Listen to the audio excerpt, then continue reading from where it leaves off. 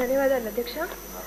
సత్యసాయి జిల్లాలో చాలామంది గిరిజన రైతులు ఫారెస్ట్ ల్యాండ్లలో గత 50 సంవత్సరాలుగా వ్యవసాయం చేసుకుంటున్నారు అధ్యక్ష.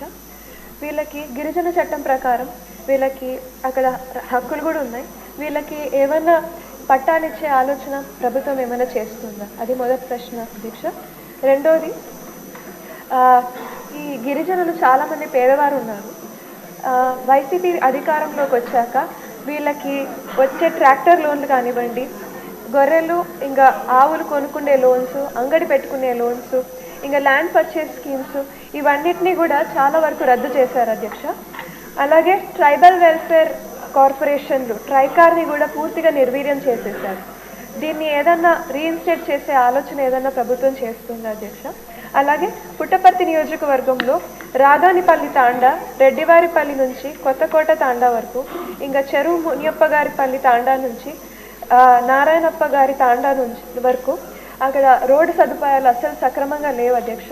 ఇక్కడ పిల్లలు కానీ పెద్దలు కానీ స్కూళ్ళకి, హాస్పిటళ్ళకి, లేదంటే ఏదైనా గవర్నమెంట్ ఆఫీసెస్కి వెళ్ళాలంటే చాలా ఇబ్బందులు ఫేస్ చేస్తున్నారు.